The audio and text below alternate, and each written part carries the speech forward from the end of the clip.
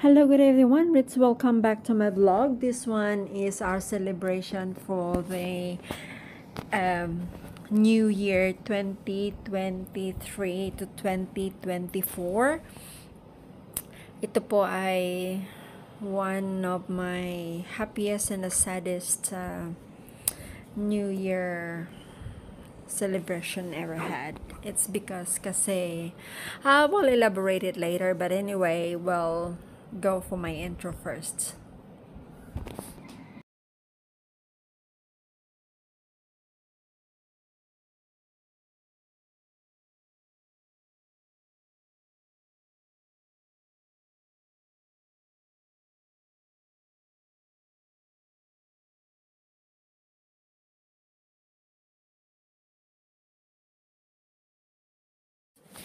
So here we go guys, invited lang po kami ng aking friend na taga-amin din na to join them for their New Year celebration where syempre pag OFW, pag nasa ibang bansa ka, syempre mag-ambag-ambag din ka ng mga pagkain, syempre, 'di ba?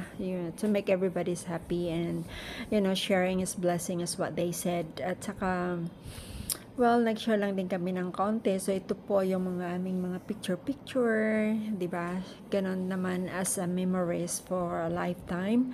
Kasi yung pag-YouTube, hindi lang naman sabihin natin na nag-upload tayo for the sake na magkapera, but is for the sake na rin, of course, sa mga, memories na it will last forever. Kahit ano man yung mangyari, it will, it will live here and stay here sa social media industry na pwede rin nating ma-introduce sa ating mga mga latest generation, especially yung mga kabataan na hindi na naabutan yung kanilang mga hindi na nila naabutan yung kanilang yung mga older generation, 'di ba? So it's a kind of a thing na we can recap and reintroduce to them na this is things. And especially sa akin na isa akong OFW and I'm far away from the family, so mga kabataan na new generation ngayon, especially sa family ko rin,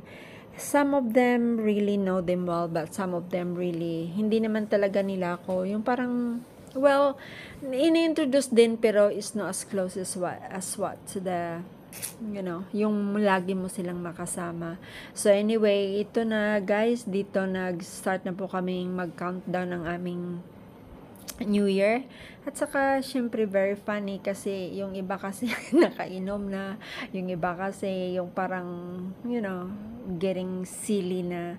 So kaya yung iba nagkanda-kanda fire na, yung iba hindi pa naka-burn ang kanilang yung kanilang tawag nito yung firecrackers. Well, anyway, that should be a life is, yan talaga yung buhay na whatever it is, tatanggapin na lang natin at saka mag-enjoy na lang po tayo kahit kung ano man yung meron tayo. Yung sa aking voice over, hindi naman intentionally na talagang focus into one thing, but it's just like to tell a story naman, di ba? So it just makes me laugh kasi yung parang isipin mo ba na pag New Year, it should be everybody na magsishare na magsasabi na Happy New Year. It's everybody na welcoming a New Year. Pero yung iba kasi, yung parang paano ba yun? In this, ano tawag yun sa Tagalog? Yung competing, kung sa English pa is competing. It's not the way it is, but anyway, the most important thing is like everybody had enjoyed, everybody had having fun, everybody, it's a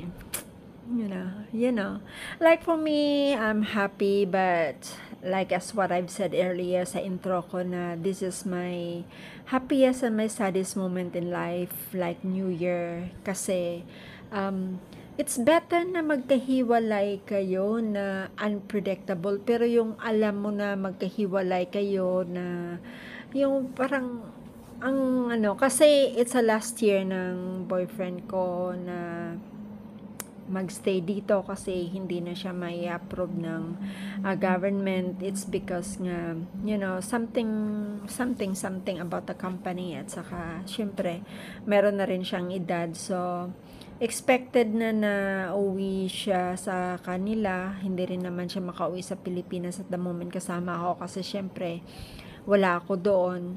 So, uwi muna siya sa kanila. Hindi naman na sa kanila, pero magtatrabaho siya sa Indonesia. Pero iba talaga yung LDR, at saka iba rin yung magkasama kayo kasi nakasanayan na kasi namin 24 years na kaming magkasama na always laging weekend magkikita kami, pero this time is magiging LDR na kami.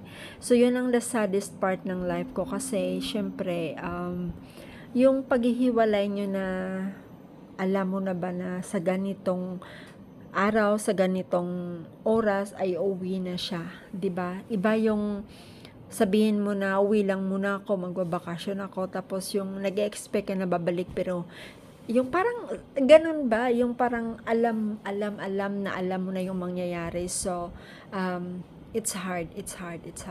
At saka ito naman pala kung bakit ako tawang-tawa dito, kasi yung Bangladeshi na magpa-pop ng poppers namin, instead na sa amin ipaharap yung poppers, ay sa kanya nag-pop yung poppers kasi baliktad yung pagkahawak niya. Kaya mamatay ako dito sa katawa. Maiihi talaga ako dito sa katawa, guys, kasi yung parang expected nyo na sa inyo talaga sasabog yung mga flyers, pero instead sa kanya po pumutok yung kahit sarili niya na ano din siya, yung parang nabigla din siya kung bakit pa nandun sa kanya tumilapon lahat. At saka yung pagkahawak niya, yung daliri niya, malapit talaga doon sa sumabo, sa nabutasan ba. Kaya nabigla na rin siya, tsaka medyo natakot konti yung mukha niya. Kaya I am so sorry kung bakit tawang-tawa ako dyan, pero you know, hindi ko naman talaga akalain na yun ang nangyari in the beginning. Yung nakita ko lang is doon sumabog sa kanya, that's makes me laugh. Pero nung nalaman ko na nasaktan pala yung daliri, na I feel sorry for myself kung bakit ako tumawa. Kasi talaga naman, hindi niya naman kasi talaga tiningnan mo yung instruction niya. Basta niya lang twist, hindi niya alam na yung poppers talaga isa kanya pala napaharap. Ay, nako. Well, anyway, guys, you know, it's a good thing na we enjoyed the New Year, and I'm still thankful na kasama ko pa rin yung boyfriend ko or asawa. Hindi pa naman kami kasal kaya, pero ano ba yung parang ina-acknowledge niya na mag-asawa kami for yung parang live-in for 24 years. Hindi niya naman yun sabihin na talagang boyfriend lang na ganun. But anyway, I enjoyed the moment kasi nakasama ko pa siya for the New Year, at saka for the coming few days bago siya lilipad pa uwi sa kanila. Tapos magsistay lang siya doon, makita niya lang yung mga anak niya tsaka yung mga apo niya, and then lilipad siya balik papuntang Indonesia kasi doon na po siya magtatrabaho sa company nila sa Jakarta, Indonesia, kasi doon siya nilagay ng company niya. Bali relocate siya papuntang Indonesia kasi dito kasi sa Singapore hindi na siya pwedeng magtrabaho kasi hindi makayanan ng employer niya yung salary niya. Well, anyway, you know, it's a matter of lots of haha. So, yun ang decision ng company niya. So, he had nothing to do is to abide and follow. Tama, di ba? Otherwise, siyang naghahanap ng trabaho, hindi yung company naghahanap ng trabaho, di ba? So, hanggang dito na lang, guys. So, tapusin nyo na lang yung video. Well, anyway, panoorin nyo na lang, at saka Happy New Year and God bless you all, everyone. Hopefully that, you know, everybody are blessed for the 2024, and you know, we should have a, you know, happy and everlasting everlasting life. Ito, ganun ba? So, enjoy na lang for watching, and to those who haven't subscribed me yet, please do so. And sa lahat naman na subscribe sa akin, please continue supporting me, and I will do the same thing back to you all, guys. So, have a blessed 2024 everyone, and see you all. Bye-bye.